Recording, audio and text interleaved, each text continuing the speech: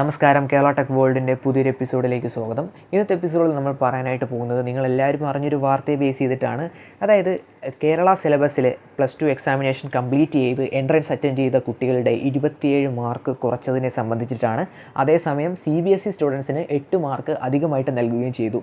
സ്റ്റാൻഡർഡൈസേഷന് വിധേയമായതിനു ശേഷമാണ് ഈ മാറ്റം നിങ്ങളുടെ സ്കോറിൽ ഉണ്ടായിരിക്കുന്നത്. അതിനു മുമ്പ് ഈ ഒരു കീമിൻ്റെ ഈ ഒരു റാങ്ക് എങ്ങനെയാണ് പ്രിപ്പയർ ചെയ്യുന്നതെന്ന് നോക്കിക്കഴിഞ്ഞാൽ നിങ്ങളുടെ +2 മാർക്കിൻ്റെ, അതായത് ഫിസിക്സ്, കെമിസ്ട്രി, മാത്സിനും അതുപോലെ തന്നെ എൻട്രൻസിന് നിങ്ങൾ സ്കോർ ചെയ്ത മാർക്കിനും തുല്യ വെയിറ്റേജ് നൽകിക്കൊണ്ടാണ് ഈ ഒരു റാങ്ക് ലിസ്റ്റ് പ്രിപ്പയർ ചെയ്യുന്നത്. ഈ ഒരു റാങ്ക് ലിസ്റ്റ് പ്രിപ്പയർ ചെയ്യാനായിട്ട് ആദ്യം തന്നെ ഈ ഒരു 2 മാർക്കിനെയും കൂടെ നോർമലൈസ് ഒക്കെ ചെയ്ത് 300ലേക്ക് മാറ്റുന്നു. ഈ ഒരു 300 മാർക്ക് വെച്ചിട്ടാണ് റാങ്ക് പ്രിപ്പയർ ചെയ്യുന്നത്. ഈ ഒരു 300 മാർക്കിൽ നിന്നാണ് നിങ്ങളുടെ സ്റ്റേറ്റ് സിലബസുകാർക്ക് 27 മാർക്ക് കുറയുകയും അതുപോലെ തന്നെ CBSEക്കാർക്ക് 8 മാർക്ക് കൂടുതലും കിട്ടിയത്. ഇനി ഇത്തവണത്തെ കേരള എൻട്രൻസ് കീം 2024 ഒരു ഡീറ്റെയിൽസ് എടുത്തു കഴിഞ്ഞാൽ 60% സ്റ്റുഡൻസും സ്റ്റേറ്റ് സിലബസുകാരായിരുന്നു.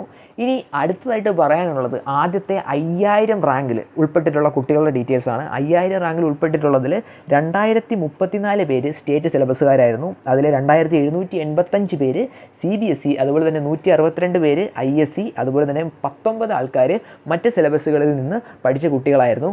മുൻവർഷം നോക്കുമായിരുന്നുണ്ടെങ്കിൽ സ്റ്റാൻഡർഡൈസേഷന് ശേഷം 15 മാർക്കായിരുന്നു സ്റ്റേറ്റ് സിലബസുകാർക്ക് കുറച്ചിരുന്നത്. പക്ഷേ ഇത്തവണ അത് 27 മാറി. ഇതൊക്കെ പോട്ടെ, നിങ്ങൾക്ക് 2021 കാലഘട്ടം ഓർമ്മയുണ്ടെന്ന് ഞാൻ വിശ്വസിക്കുന്നു. 2021 സമയത്ത് സ്റ്റാൻഡർഡൈസേഷന് ശേഷം സ്റ്റേറ്റ് സിലബസുകാർക്ക് കുറച്ചത് 43 മാർക്കായിരുന്നു.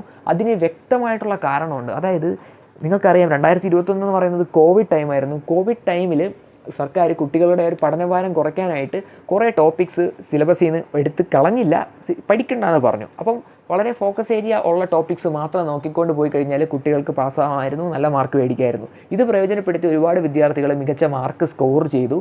പക്ഷേ അങ്ങനെ വന്നപ്പോൾ ഉള്ളൊരു പ്രശ്നം എന്ന് പറയുന്നത് എല്ലാ കുട്ടികൾക്കും നല്ല മാർക്ക് കിട്ടി തുടങ്ങി.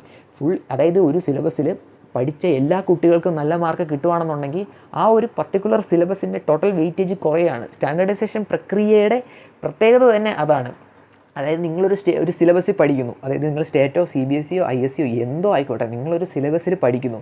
ആ ഒരു സിലബസിലെ എല്ലാ കുട്ടികളും ജയിക്കുകയാണ്, അല്ലെങ്കിൽ ആ ഒരു സിലബസിലെ എല്ലാ കുട്ടികളും മികച്ച മാർക്ക് മേടിക്കുകയാണെന്നുണ്ടെങ്കിൽ സ്വാഭാവികമായിട്ടും നിങ്ങൾ ഈ സ്റ്റാൻഡർഡൈസേഷന് ശേഷം നിങ്ങളുടെ മാർക്ക് വെയിറ്റേജ് കുറഞ്ഞു വരും. അതായത് നിങ്ങളുടെ സിലബസിലുള്ള എല്ലാവരുടെയും അവസ്ഥ ഇത് തന്നെ ആയിരിക്കും.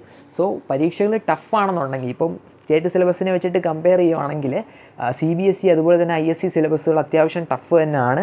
അതുകൊണ്ടാണ് ആ ഒരു കുട്ടികൾക്ക് കുറച്ച് മാർക്ക് മേടിച്ചാലും, അത് കുറച്ച് മാർക്കല്ല, സ്റ്റേറ്റ് CBSEക്കാരൊരു 80-85% മേടിച്ചാലും സ്റ്റേറ്റുകാരൊരു 92-93% മേടിച്ചാലും സെയിം വാല്യൂ വരുന്നത് അതുകൊണ്ടാണ്.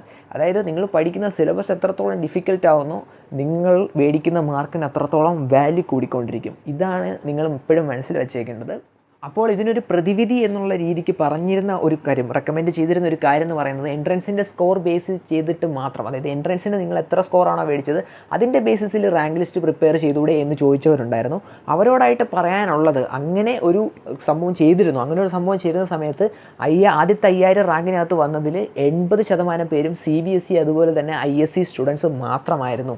അതായത് പഴയ രീതിയിലേക്ക് എൻട്രൻസ് റാങ്കിങ്ങിലേക്ക് കൊണ്ടുവരുവാണെന്നുണ്ടെങ്കിൽ ഭൂരിഭാഗം, അതായത് ഈ ഒരു റാങ്കിങ് സിസ്റ്റത്തിലേക്ക് വരുന്നത് മൊത്തം, അതായത് എൻട്രൻസിന് വേണ്ടിയിട്ട് പ്രിപ്പയർ ചെയ്യുന്ന വിദ്യാർത്ഥികൾ, അങ്ങനെ അതുപോലെ തന്നെ കോച്ചിങ് എടുക്കുന്ന വിദ്യാർത്ഥികൾക്ക് വേണ്ടി മാത്രമായിട്ടൊരു എക്സാമായിട്ട് ഈ ഒരു കേരള എഞ്ചിനീയറിംഗ് എൻട്രൻസ് എക്സാമിനേഷൻ, അതായത് നമ്മുടെ കീം 2024 മാറും.